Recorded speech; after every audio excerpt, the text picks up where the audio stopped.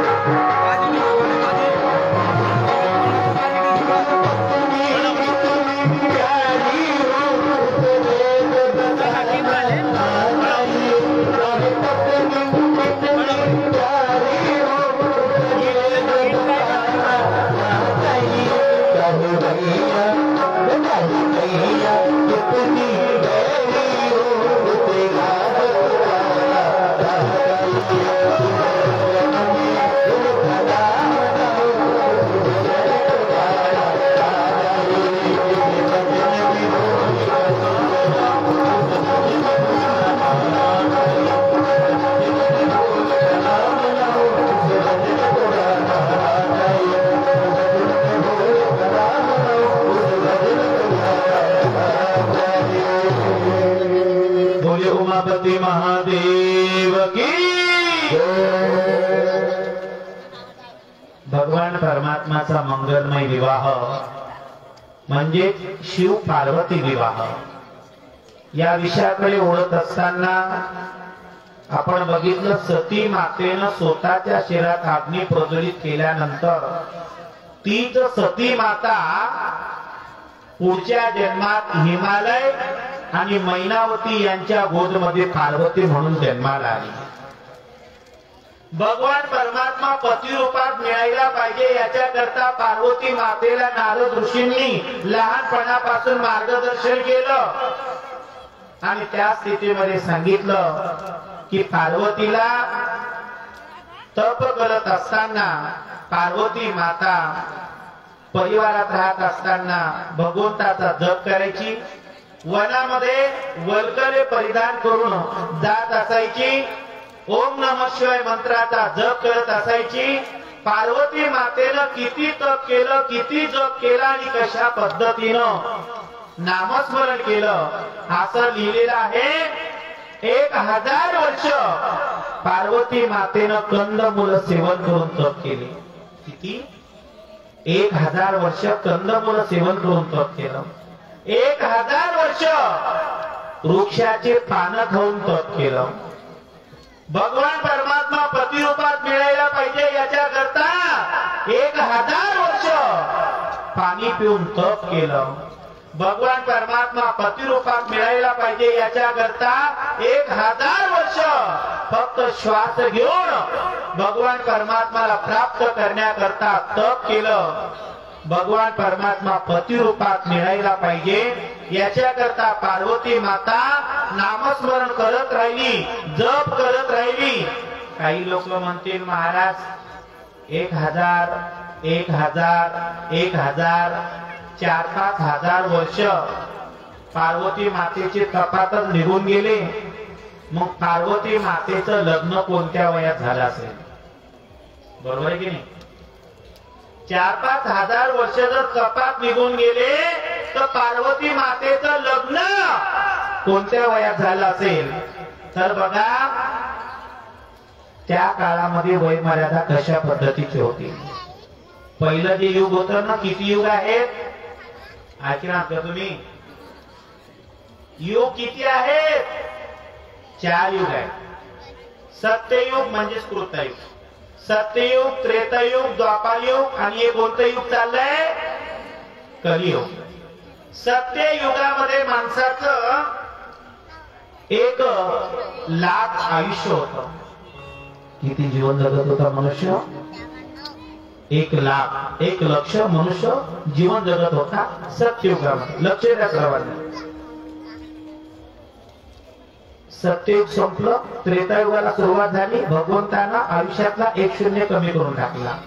आता 1,00,000तला 1 शून्य कमी झाल्यावरती माणसाचं आयुष्य त्रेतायुगामध्ये राहिलं 10,000 वर्ष. त्रेतायुगामध्ये किती मनुष्य जीवन जगत होता? 10,000 वर्ष त्रेतायुगामध्ये मनुष्य जीवन जगत होता. त्रेतायुग संपलं, द्वापारयुगाला सुरुवात झाली. अजून भगवान परमात्मा 1 शून्य कमी करून टाकला. द्वापारयुगामध्ये किती आयुष्य राहिलं? 1,000 वर्ष राहिलं. समजते तुम्हाला? 1,000 वर्ष द्वापारयुगामध्ये आयुष्य राहिलं. द्वापारयुग संपलं, कलियुगाला सुरुवात झाली. अजून भगवान परमात्मा 1 शून्य कमी करून टाकला. 1000चा पुढचा 1 शून्य गेल्यावरती किती राहिले? किती? 100 वर्ष. म्हणजे कलियुगामध्ये माणसाचं आयुष्य किती राहिलं? 100 वर्ष. प्रत्येक युगामध्ये मनुष्य 1 शून्य कमी करत गेले. भगवान परमात्मा प्रत्येक युगामध्ये 1 शून्य कमी करत गेले. आणि कलियुगामध्ये माणसाचं आयुष्य किती राहिलंय? ऐकताय का? किती राहिलं कलियुगामध्ये? 100 वर्षाचं. आता आपण सर्वांनी हात जोडून भगवंताला प्रार्थना करायची आणि परमेश्वराला सांगायचं, हे परमेश्वरा, सर्वांनी माझ्या मागे बोलायचं, हे परमेश्वरा, याच्या पुढे शून्य काढण्याच्या भानगडीत पडू नको. असा जर 1 शून्य काढत गेला तर पुढे काय उरणार आहे? मग 100 वर्षाच्या कालावधीमध्ये सुद्धा माणसाला भगवान परमात्माच्या चिंतनाकरता वेळ मिळत नाही. शत गणिले ते अर्धरात्र खाय, मध्ये बालत्व पिरारोग क्षय. काय भजनासी उरले ते काही का? अर्ध आयुष्य तर माणसाचं झोपण्यामध्ये जातं, बाकीचं आयुष्य फिरण्यामध्ये जातं. आणि मग भगवंताच्या चिंतनाकरता माणसाला वेळ कुठे मिळतो? जे आपल्याला भगवंतानं शरीर दिलेलं आहे, हा देह दिलेला आहे, त्याचा आपण सदुपयोग केला पाहिजे.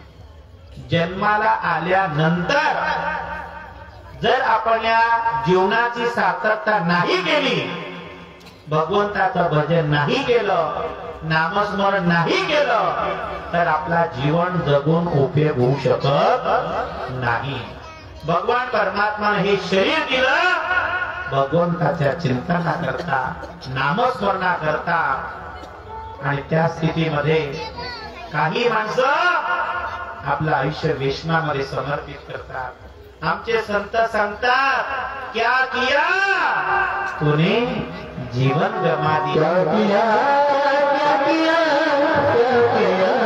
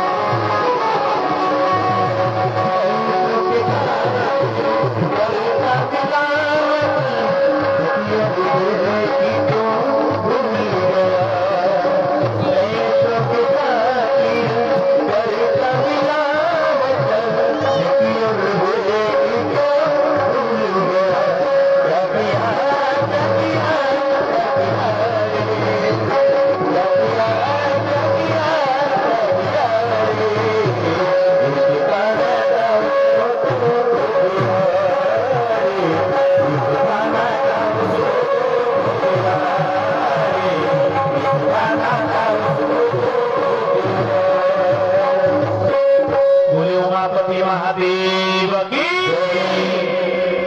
भगवान परमात्मा महादेवांना प्राप्त करण्याकरता पार्वती मातेला तप केलं।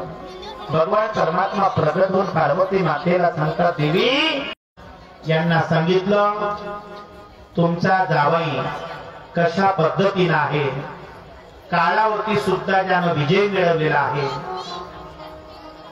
आणि पार्वती या जन्मापासून नाही अनेक जन्मापासून त्यांचा विवाह होत आलेला आहे आणि तोच विवाह करता आपण होकार द्यावा आणि त्या विवाहाची जसं आपल्याला आपण इच्छा व्यक्त करतोय, कधी भगवान शंकर येतील, कधी विवाह होईल, हीच इच्छा स्वर्गातल्या देव लोकांची झाली की कधी भगवान परमात्माचा विवाह होईल, कधी मंगलमय वाद्य वाजणार आणि कधी भगवान परमात्माच्या चिंतनामध्ये नामस्मरणामध्ये आपण तल्लीन होणार।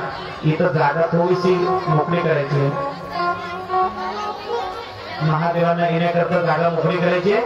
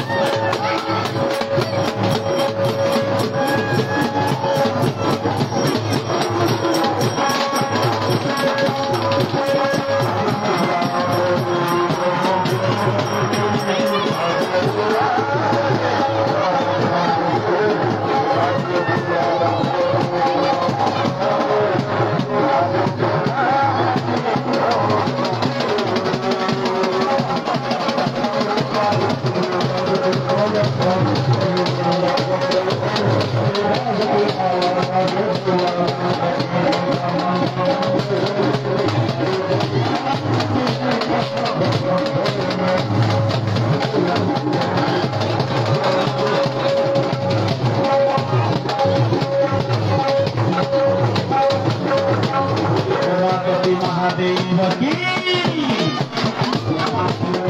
विराजमान करायचं आहे। पार्वती माता आणि महादेव या ठिकाणी विराजमान होतात।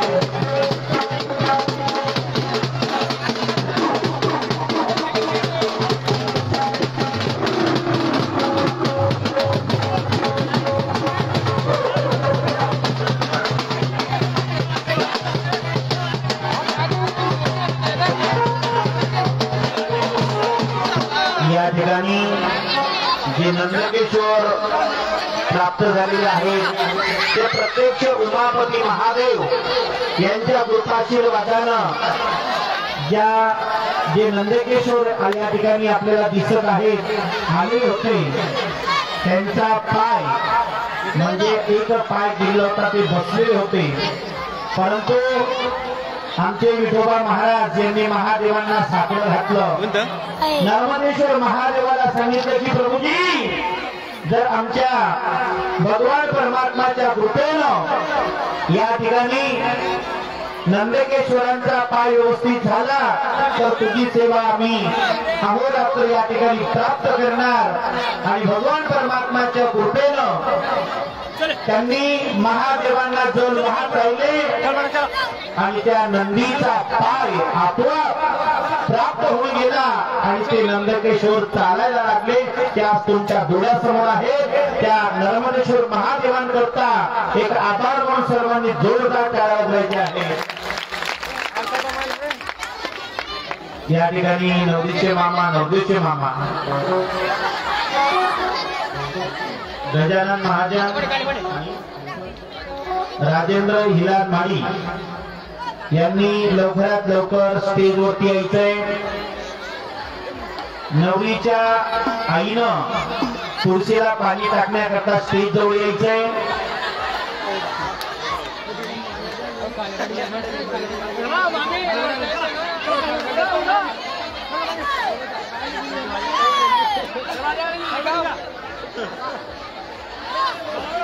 चला ब्राह्मण काका असतील ते सुद्धा या ठिकाणी स्टेज जवळ येऊ शकतात।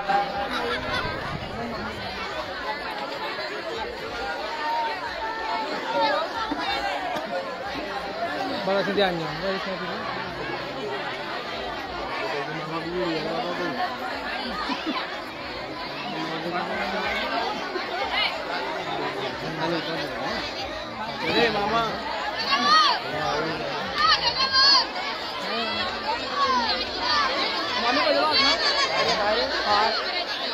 मामी यार खुद ले देखते रे भाई देखते हो देखते चपला के दे चपला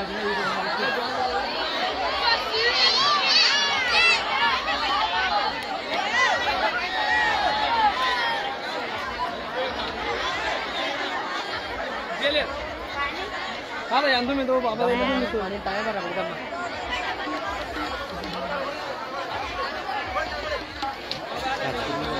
अंतरपाठ घ्यायचा आहे। पूर्व पश्चिम उभं करायचंय। एक महाराज येऊ बोलले इकडे लावून आम्ही जो दान करणार होतो तो इकडे मारायचे मग धीरे धीरे मारायचे हो एक अत्यंत रीते हो आणि याडून एकदम पेरा म्हणून माता पुरा शुभमंगल सावधान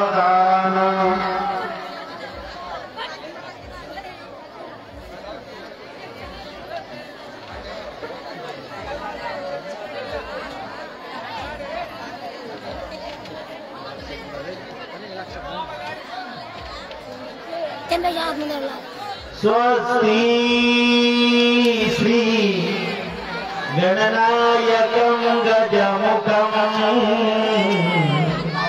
मोरेश्वरं सिद्धिदं बल्लाळमुरलं विनायकं चिंतामणी सेवरम लेयाद्री गिरिजात्मकं सुवरदं विघ्नेश्वरं ओजरं ग्रामे राजन नामके गणपति कुर्या सदा मंगलम शुभ मंगल सावधान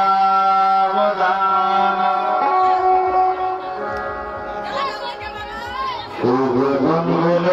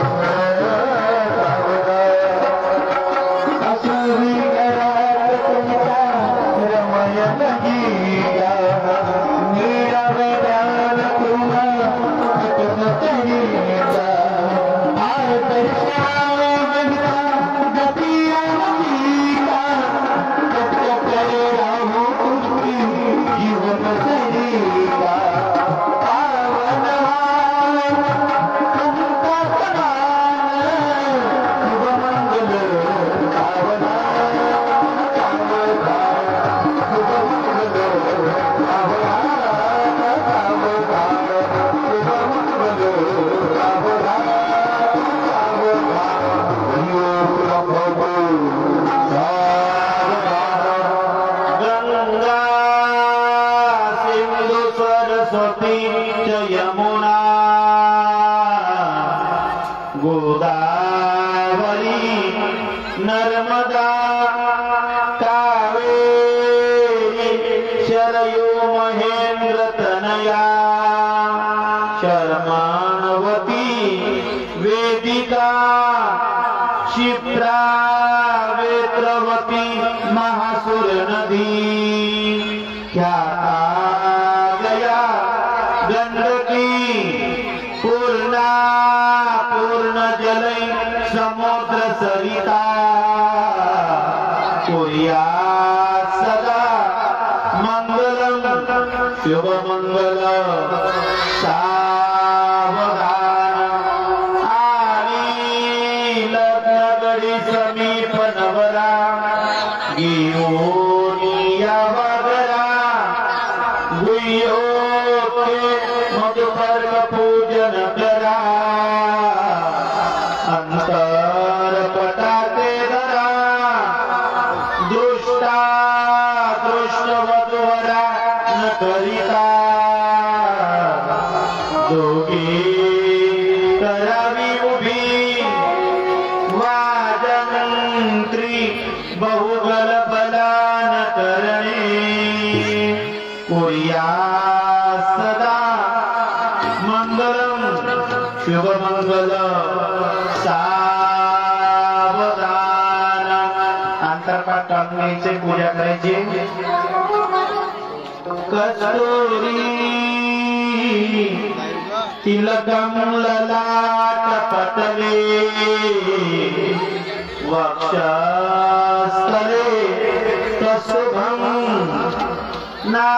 नासाग्रे वरमौक्तिकं करतले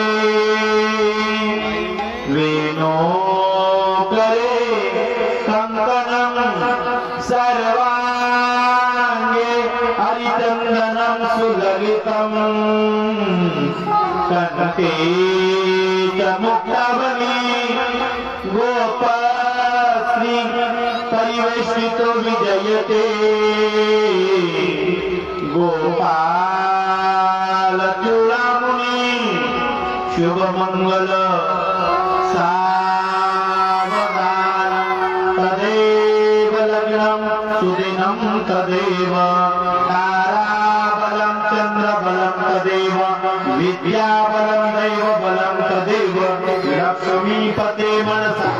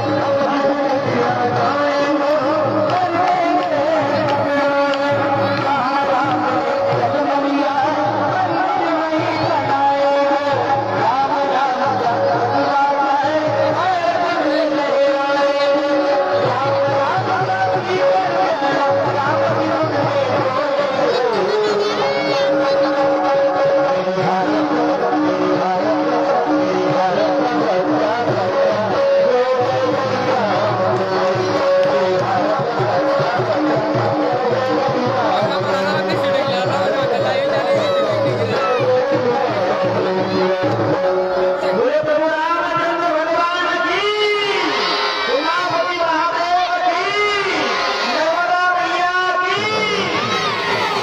या ठिकाणी भजन म्हणत असताना एक थोडस तुमच्याशी बोलायचंय, सर्वांनी लक्ष देऊन ऐकायचं। आपण राम मंदिराचं कार्य अयोध्यामध्ये टेलिव्हिजनवर, व्हॉट्सअपवरती, युट्यूबवरती बघतोय। सीता मैयाच्या कृपेनं, भगवान प्रभू रामचंद्रजीच्या आशीर्वादानं एक असा राजा प्रगट झाला की ज्यानं स्वतःच्या घरादाराचा त्याग केला, स्वतःचा परिवाराचा त्याग केला आणि या समाजाकरता, जनतेकरता ज्या मंदिराचं कार्य थांबलेलं होतं अनेक वर्षापासून, ते मंदिराचं कार्य 2024 मध्ये जानेवारीमध्ये 22 तारखेला संपन्न होणार आहे। याच्याकरता सर्वांनी एक वेळेस जोरदार अभिनंदन म्हणून टाळ्या वाजवायच्या। बोले प्रभु रामचंद्र भगवान की, नर्मदा मैया की। भगवान प्रभु रामचंद्र इथं मंदिर जर संपन्न झालं, ज्या मंदिराकरता अनेक संकट येत होती, ते मंदिर यशस्वी झालं। परंतु आज आपण स्वतंत्र आहात, आपलं गाव स्वतंत्र आहे, आपलं गाव पुढारी लोकांचं आहे, आपलं गाव सर्वसामान्य नाहीये। खानदेशामध्ये नावाजलेलं म्हणजे आपलं धरणगाव आहे आणि आज धरणगावामध्ये हा शिवयज्ञ होत असताना परिसरामध्ये अनेक मंदिरं झालेले आहेत आणि ते मंदिरं पण यशस्वी संपन्न झालेले आहेत। परंतु आज जेव्हा या मंदिराचे कार्यकर्ते भेटले, म्हणले महाराज मंदिर यशस्वी झालं, जागा पण चांगली आहे, परिसर पण सुंदर आहे,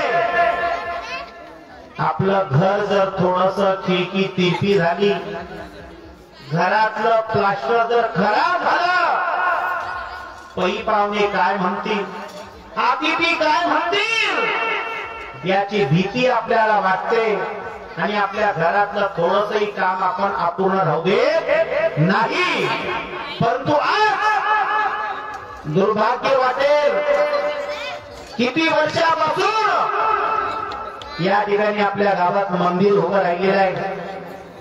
नर्मदेश्वर मातेचं, नर्मदा मैयाचं मंदिर उभं राहिलेलं आहे, परंतु त्या मंदिराला प्लास्टर नाहीये। आणि त्या अवस्थेत आपण जर एक विचार केला, प्रत्येक गावातल्या लोकांनी एक विचार केला, एक एक मोठ जरी आपण ऋतू समजली तरी ते आपल्या मंदिराचं कार्य यशस्वी होतं। परंतु आता या कामाकरता आपल्याला विलंब लावायचा नाहीये, हे काम यशस्वी झालं पाहिजे। म्हणून ज्या भाविकांना वाटत असेल महाराज या मंदिराचा कामाकरता मी माझ्याकडनं 5 सिमेंटच्या पिशव्या देतो, कोणाला वाटत असेल मी रेतू देतो, कोणाला वाटत असेल मी 1100 रुपये देतो, कोणाला वाटत असेल 11,000 रुपये देतो, जर आपल्याला वाटत असेल उद्यापासून या ठिकाणी कामाला सुरुवात होऊ शकते, मनामध्ये निर्णय घ्या। असे 5 लोक जरी असले तरी ते मंदिराचं कार्य सुरू करतील आणि त्या 5 लोकांमध्ये होत असेल थेंबे थेंबे तळ साचे आपण म्हणत असतो, त्या पद्धतीने आपण सर्वांनी एकत्र येऊन या मंदिराचं कार्य यशस्वी करायचंय. ज्यावेळेस मंदिराचं कार्य यशस्वी होईल त्यावेळेस या ठिकाणी पहिला वर्ष शिवपुराण नाही, असे वार्षिक स्वरूपामध्ये शिवपुराण, भागवत, रामायण स्वतः या ठिकाणी घडत राहील. फक्त आपल्या सर्वांच्या सहकार्याची गरज आहे. आपण सर्व सहकार्य जर केलं तर या मंदिराचं कार्य यशस्वी होऊ शकतं. आपल्या मंदिराचा परिसर सुंदर होऊ शकतो. म्हणून ज्यांना वाटत असेल महाराज मी माझ्याकडनं उद्या परवा या 2 दिवसात एक ऋतू एक ट्रॅक्टर त्या ठिकाणी टाकणार, असं कोणाची इच्छा असेल त्या पद्धतीनं रोख पैसे देत असतील.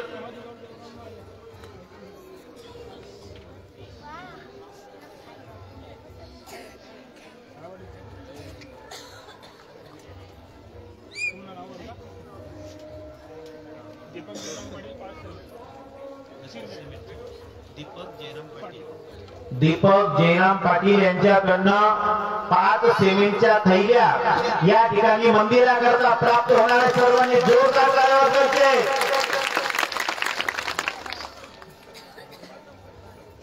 लिहून घ्या एक जण घ्या. कोण काय देत आहे झाले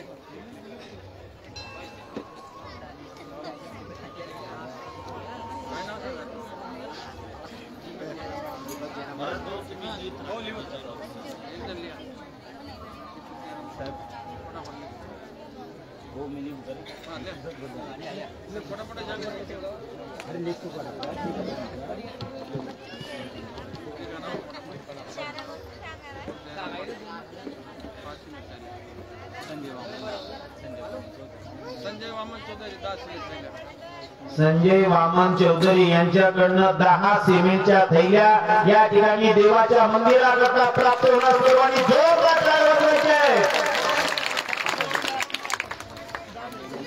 मोहन दयाराम महाजन यांच्याकडनंही 10 सिमेंटच्या थैल्या या ठिकाणी प्राप्त होणार आहे. सर्वांनी जोरदार टाळ्या वाजवायचे.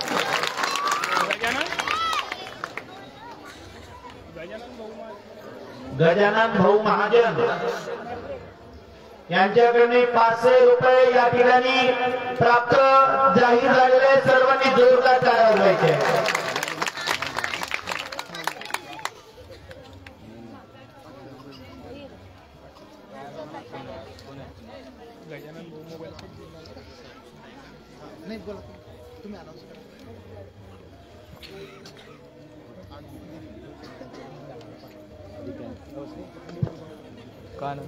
अजून कोणी जाते या ठिकाणी डिक्लेअर करत असेल तर कृपया सांगायचंय लवकर.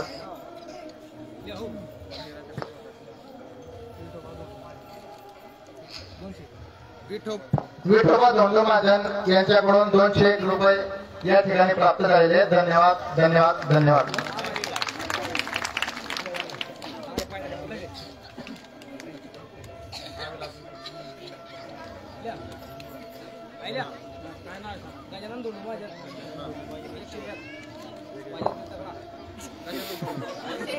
आपल्या धरणगाव शहरातील माजी गटनेते शिंदे गटाचे प्रभू भाऊ भावे, त्याचप्रमाणे शिंदे गट शिवसेनेचे शहर प्रमुख विलास भाऊ महाजन, त्याचप्रमाणे प्रख्यात कॉन्ट्रॅक्टर बंटी भाऊ पाटील आणि सोनू भाऊ पाटील या सगळ्यांच्या त्यांच्या वतीनं या ठिकाणी या जीर्णोद्धाराच्या कामासाठी एक डंपर रेती त्यांनी दिलेली. जोरदार टाळ्या वाजवून आपण त्यांचं हार्दिक अभिनंदन करूया, आभार मानूया. सुरेश यादव माझा माती मित्र यांच्याकडून 201 रुपयाची देणगी या ठिकाणी रोख स्वरूपात प्राप्त झालेली आहे. जोरदार टाळ्या वाजवून आपण दात्यांचं स्वागत करूया. त्याचप्रमाणे शिवदास कृपा महाजन यांच्याकडून सुद्धा 1000 रुपयाची देणगी या ठिकाणी प्राप्त झालेली आहे. या ठिकाणी आपल्या डाव्या हाताला